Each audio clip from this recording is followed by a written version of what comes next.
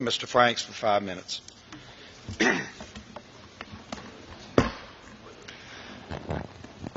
Well, thank you, Mr. Speaker.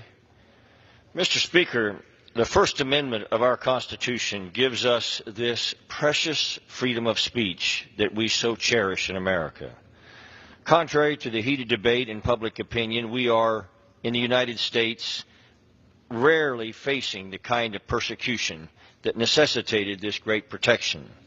So I rise today to shed light on the abridgment of freedom of speech that is often widely discussed, but that few Americans ever have to endure. Across the world, Mr. Speaker, individual freedom of speech is frequently infringed.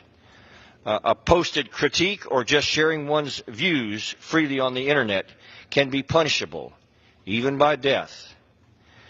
Late one evening in September, a well-known Indian journalist, Gauri Lankesh, was murdered outside her home. She was, quote, an establishment figure with a reputation for her fearless criticism of undemocratic elements within the parties in power. The circumstances of her death were strikingly similar to the murders of 3 additional Indian activists. And just weeks ago, another of India's most prominent political journalists, Professor Kancha Ilaiah, known for critiquing India's caste social order, was threatened by a Hindu member of India's parliament. This member of parliament, who is an ally of the current BJP government, issued a statement that Kancha should be, quote, publicly hanged. Kancha subsequently received numerous death threats. These threats had significant effect. A mob tried to attack Professor Ilaiah with stones as he and a co-worker were driving to a meeting. Kancha is now under self-imposed house arrest because he is not safe otherwise. Was Professor Ilaiah's crime significant?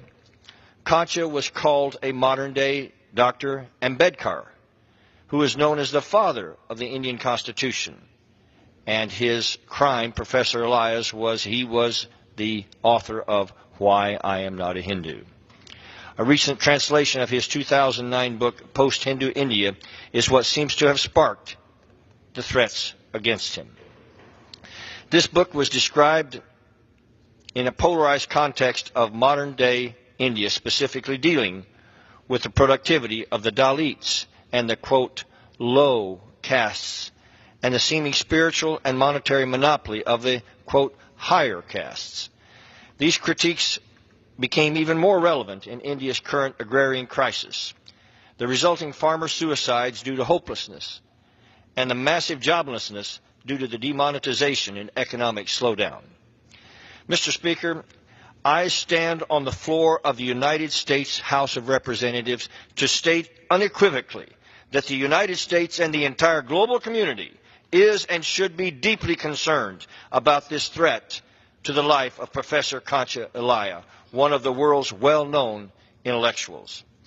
Our trusted ally and friend India is better than this, Mr. Speaker. Professor Kancha Ilaiah's right and freedom to speak should not be infringed, and his protection and that of those like him should be of the utmost priority to the Indian government.